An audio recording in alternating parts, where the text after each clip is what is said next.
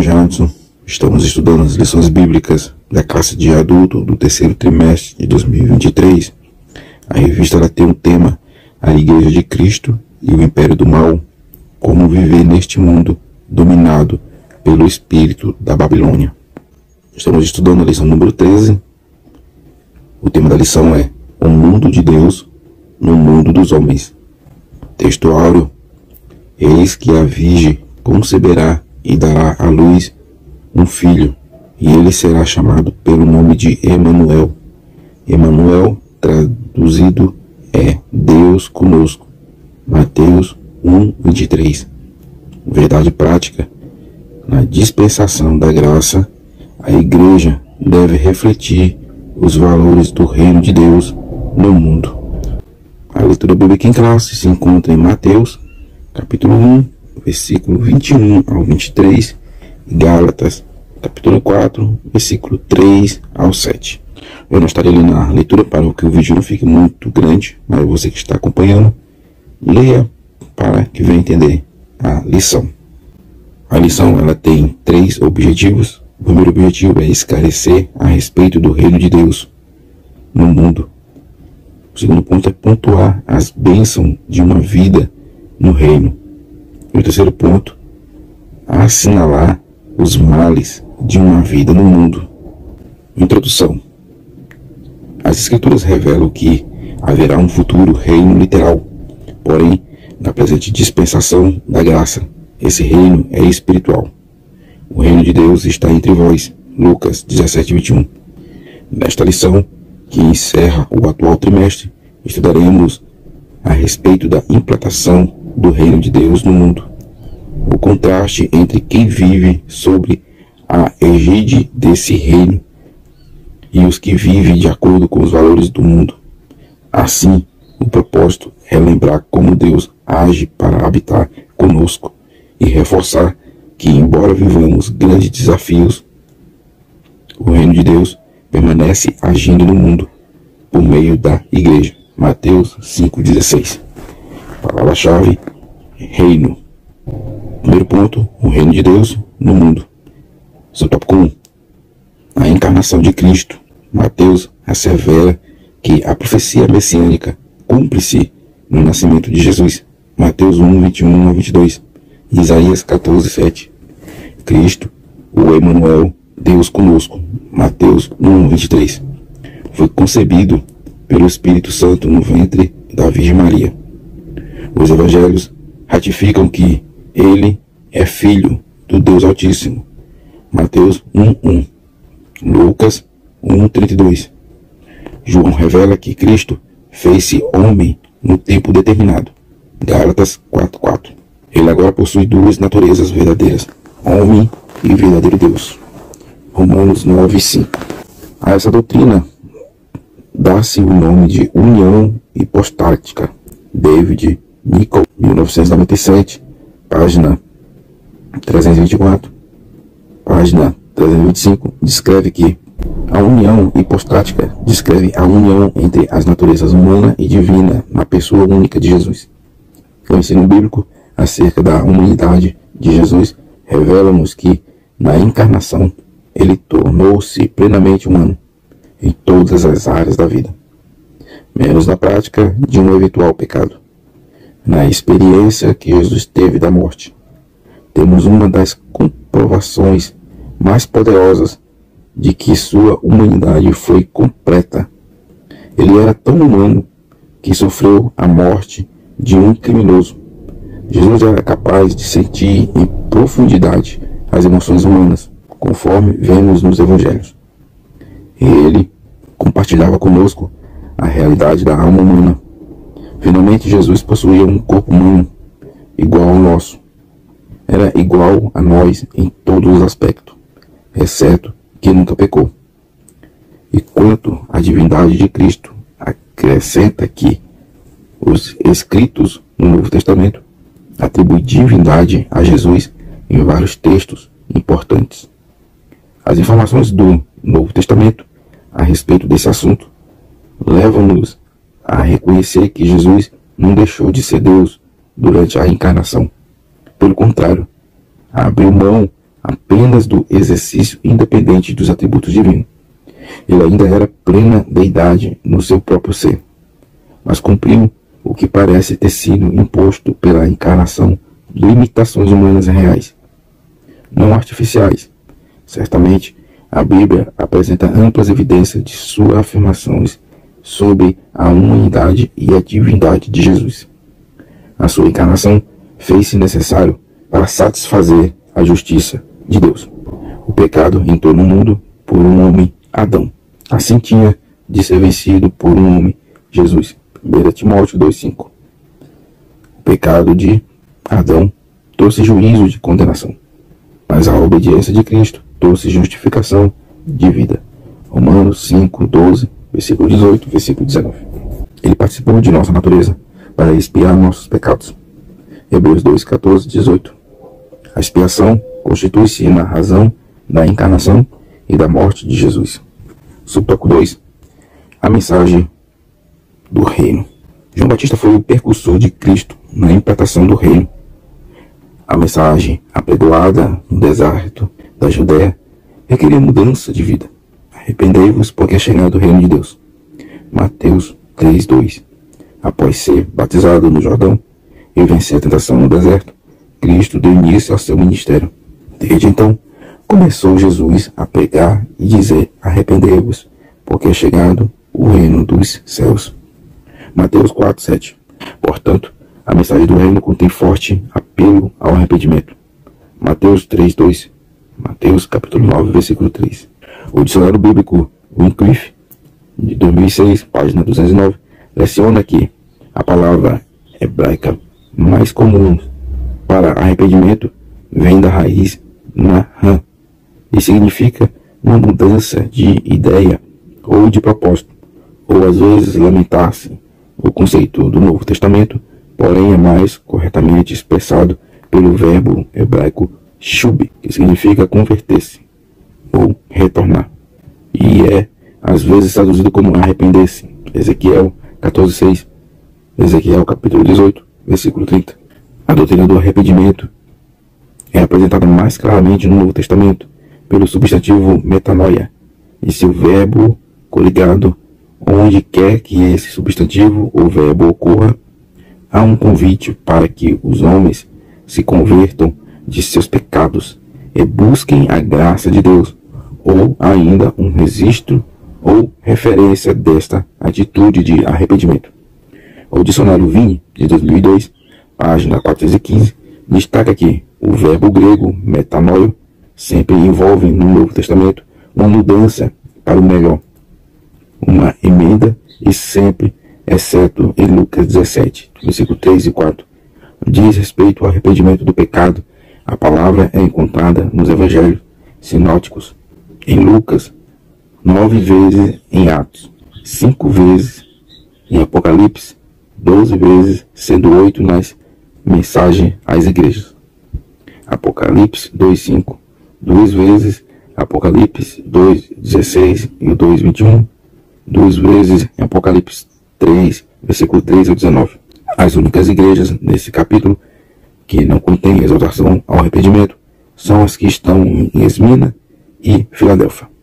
Nesse aspecto, ratifica-se que arrependimento significa mudança de mente e abrange o abandono do pecado e o voltar-se para Deus. Lucas 24, 46 e 47. Compreende uma nova atitude espiritual e moral, bem como uma nova conduta. Atos 26:20. Efésios 4:28. Somente o arrependimento e a fé na obra expiatória e redentora de Cristo podem restaurar o homem a Deus. Atos 3:19. Romanos 3:23, 25. 2 Coríntios 7:10. Nesse sentido, a Escritura ensina que Deus quer que todos os homens se salvem e venham ao conhecimento da verdade. 1 Timóteo 2:4. Contudo, ele próprio estabeleceu as condições para ser salvo. A condição mais elementar é estar em Cristo. Efésios 1, versículo 1 ao 4. E para estar em Cristo é preciso ter fé. Efésios 3:17. E arrepender-se dos seus pecados. Atos 2:38.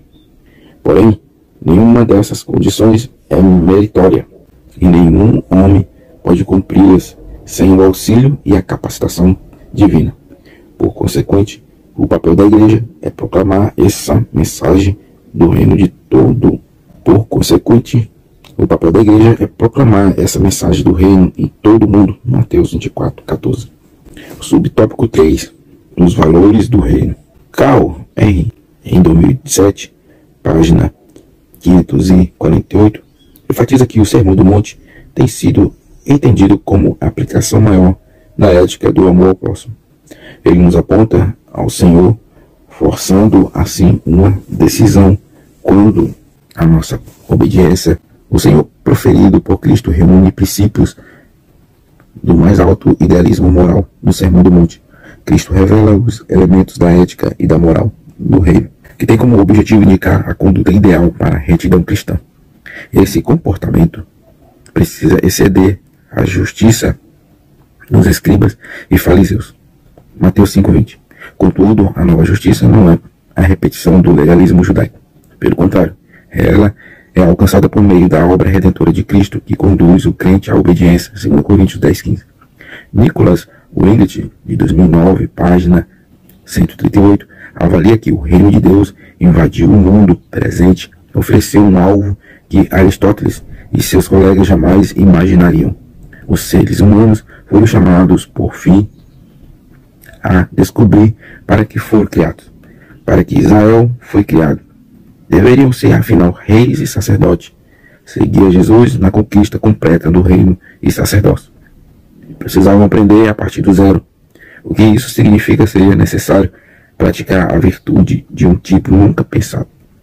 No compêndio de virtudes, Cristo apresenta alguns exemplos, tais como o necessário controle da ira, Mateus 5:21-22. A fuga da imoralidade sexual, Mateus 5:27-28. O casamento indissolúvel, Mateus 5:31-32.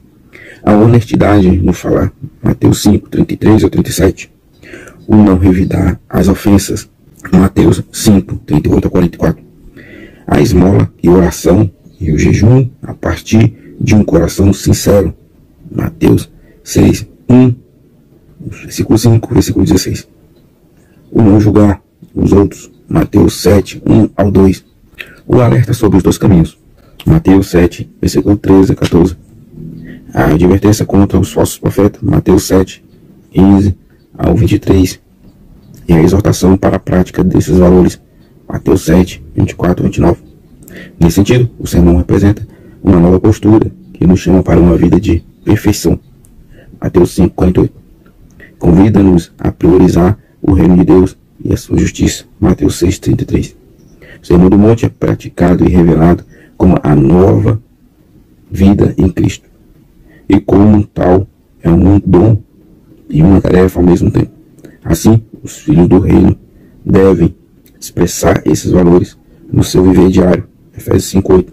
Não de modo farisaico ou de aparência e religiosidade, pois os discípulos são chamados a estabelecer os sinais de uma nova justiça e a contar com o poder das possibilidades de Deus em obediência.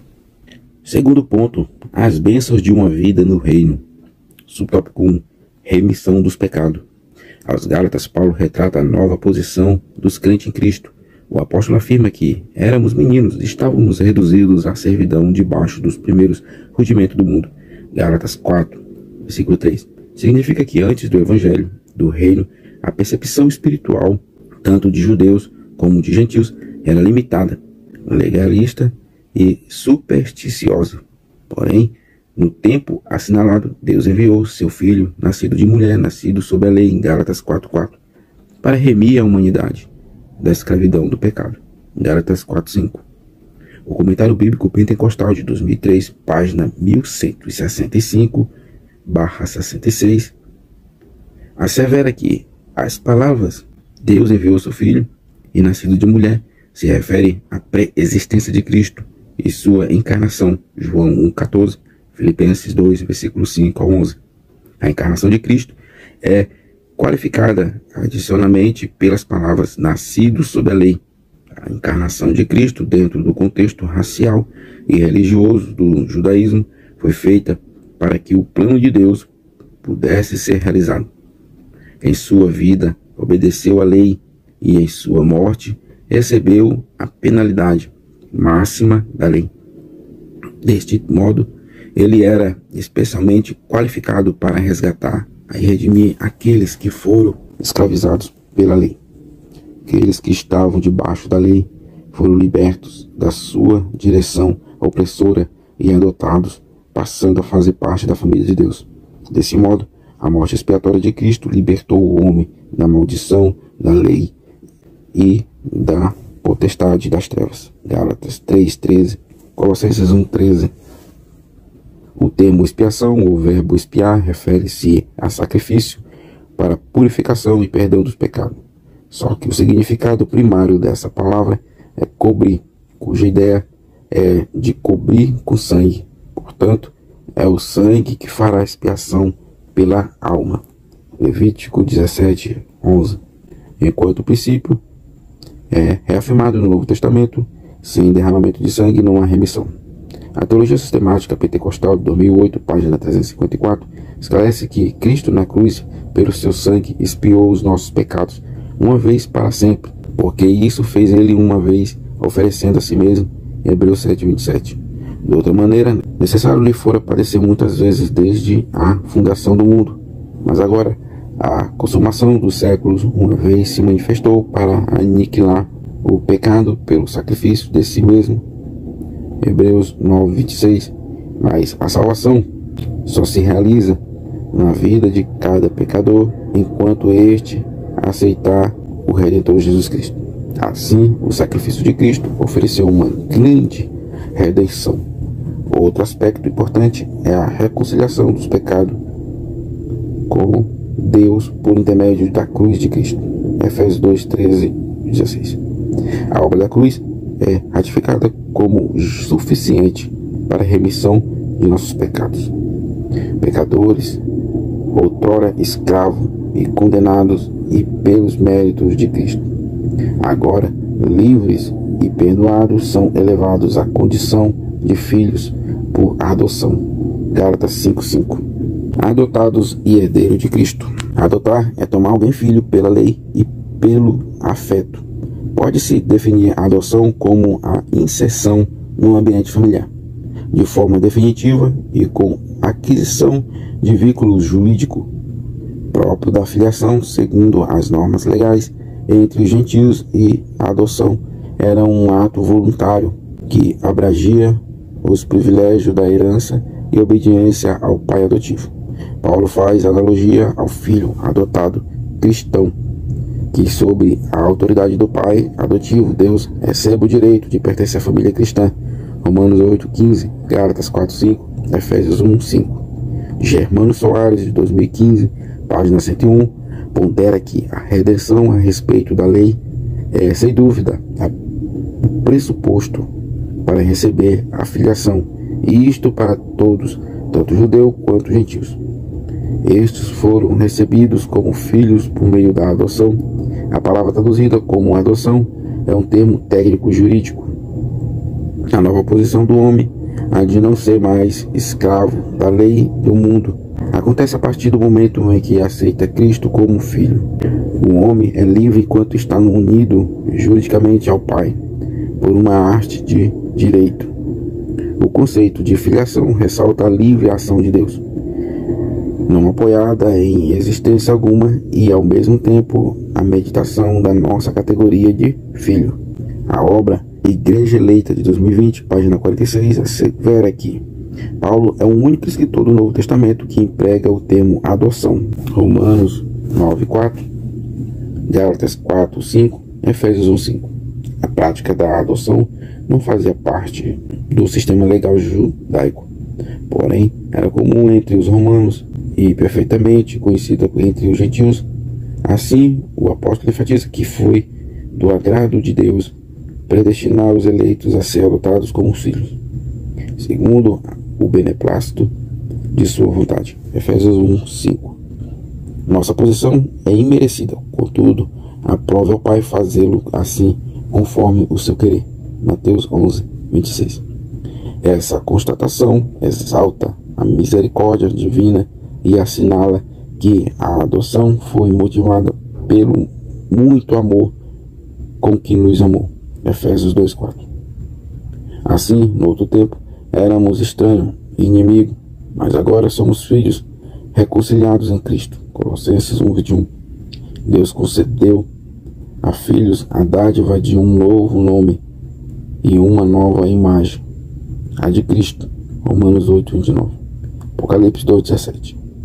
A redenção e a remissão de pecados são concedidas e a comunhão é restabelecida com a intimidade de chamar Abba, Pai. Gálatas 4:6. A filiação abrange deveres com o Pai e com a Igreja de Cristo, cujo papel é refletir o reino de Deus no mundo. Efésios 5:1-2.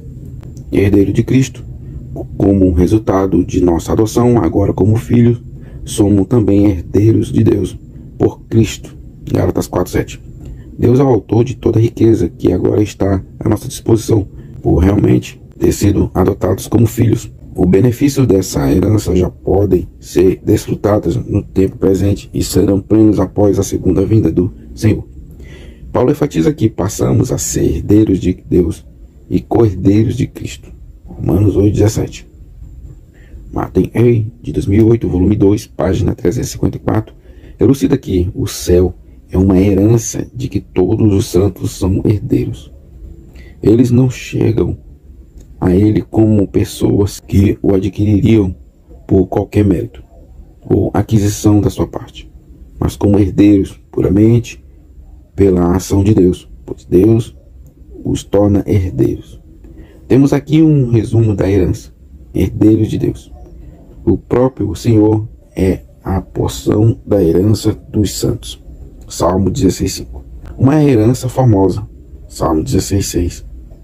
Segundo, co-herdeiro de Cristo. Disse que Cristo, como mediador, é herdeiro de todas as coisas. Hebreus 1:2. E os verdadeiros crentes, em virtude de sua união com ele, herdarão todas as coisas. Apocalipse 21:7. Aqueles que agora participam do Espírito de Cristo como seus irmãos, participarão como seus irmãos de sua glória. João 17:24. E assentarão com ele em seu trono. Apocalipse 3:21. Nessa herança estão inclusas as promessas feitas a Abraão. Gálatas 3:29.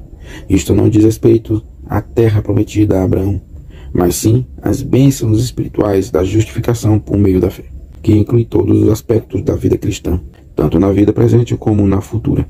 São herdeiros no sentido absoluto. Ratifica-se que a maravilhosa herança da vida eterna, Tito 3:7, Efésios 3:6, e o privilégio de conhecer Deus face a face, 1 Coríntios 13:2. Não obstante a ser aceito, fomos transformados em filhos, para louvor da glória de sua graça, pela qual nos fez agradáveis a si no amado.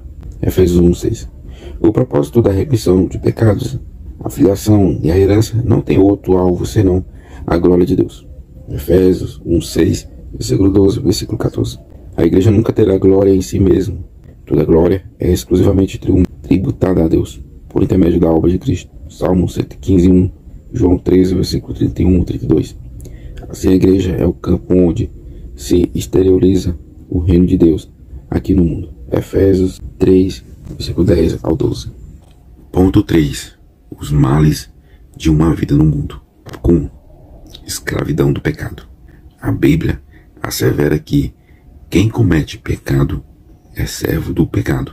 João 8:34. Bruce, em 2002, página 174, enfatiza que Jesus faz ver que existe outro tipo de escravidão, além da sujeição social ou econômica. O pecado é um senhor de escravos e é possível até que as pessoas que se consideram livres sejam escravas do pecado. Significa que o ser humano é escravo daquilo que o controla. 2 Pedro 2:19. O comentário bíblico expositivo Wesber, em 2019, volume 6, página 592, alerta que devemos ter cuidado com o engano do pecado. Hebreus 3:13. O pecado sempre promete liberdade, mas no final traz escravidão. Promete vida, mas em vez disso, traz morte. O pecado tem como características amarrar a pessoa aos poucos, até ela não ter como escapar, sem a intervenção do Senhor em sua graça. Até mesmo a escravidão que o pecado cria é enganosa, pois as pessoas amarradas acreditam de fato que são livres, descobrem tarde demais que são prisioneiros dos próprios apetites e hábitos. Dessa forma, o pecado torna o homem incapaz de aceitar a palavra de Deus. João 8,43. Quem é dominado pelo pecado não consegue receber o Evangelho, porque não entende a essência da mensagem que é transmitida. A soberba impede-o de reconhecer a própria escravidão. João 9,41. Quem está nas trevas é culpado da própria obscuridade, porque a autoilusão faz com que ele feche os olhos para a luz da verdade. Deliberadamente se recusa a sair da escuridão. O pecado permanece. O espírito do erro impele-o ao assassinato, ao aborto e ao suicídio, a proferir mentiras e a abraçar ideias progressistas. João 8,44. Fazendo-o adotar a conduta imoral do adultério, da fornicação, da prostituição, da moralidade sexual. 1 Coríntios 6,10. Subjugado pela carne, entrega-se à desonestidade, às injustiças, às glutonarias, ao uso de álcool, à nicotina e aos demais vícios. Romanos 13,13. É o retrato de uma vida escravizada, sem paz de espírito, que trilha o caminho das trevas e necessita de urgente libertação. João 8,36. Subtópico 2. Filhos da ira e condenação eterna. A Bíblia enfatiza que os homens escravizados pelos desejos e pensamentos da carne são por natureza filhos da ira. Efésios 2,3. Refere-se à inclinação em satisfazer as paixões e a prática do mal, inerente ao homem não regenerado. Gálatas 6,5. Indica toda sorte de perversão e todo apetite carnal, desordenado. John Stott, em 2007, página 48. Existe que inclui os desejos errados na mente e não somente no corpo. Ou seja, pecados tais como a soberba intelectual, a falsa ambição, a rejeição da verdade conhecida e pensamentos maliciosos e vingativos. Essas indicações carnais, a imoralidade, a impureza, a avareza e a idolatria, entre outros, resultam na ira de Deus sobre os filhos da desobediência. Efésios 5, versículo 3 ao 6. Significa que a ira de Deus recai sobre tais pessoas a partir de agora, resultando em condenação no dia do julgamento. Romanos 1, versículo 18. Efésios 4, versículo 17 e 18. O apóstolo também adverte que a ira divina é inevitável sobre os filhos da insubordinação. Colossenses 3,6.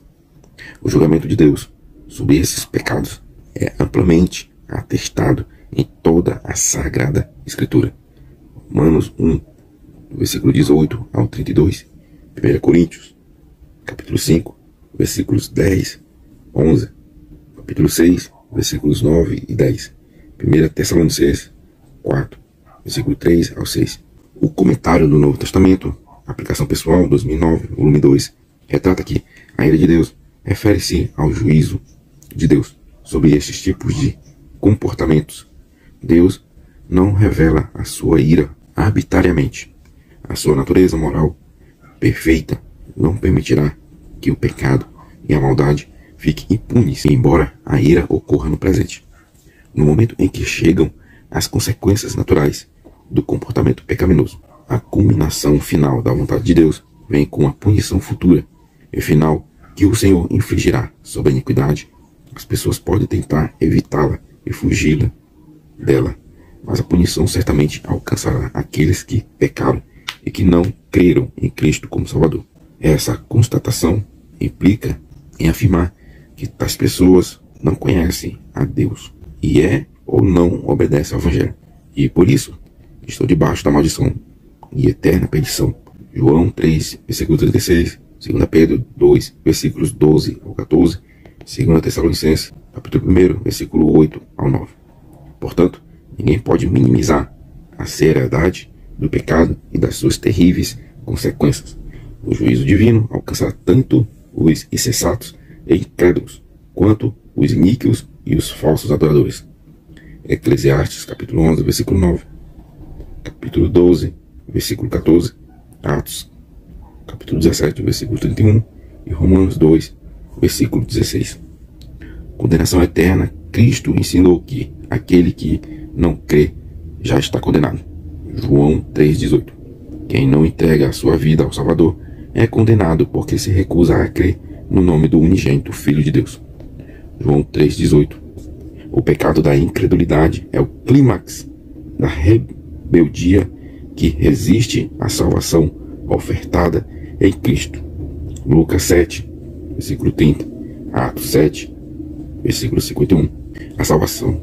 O comentário bíblico de B. Alco, 2019, volume 7, página 52, discorre que o propósito da dádiva de Deus não era levar aos homens a um julgamento, mas sim a salvação.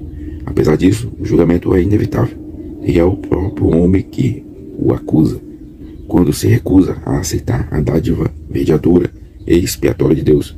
O homem é livre para escolher o tormento sem Deus, ao invés da felicidade em Deus.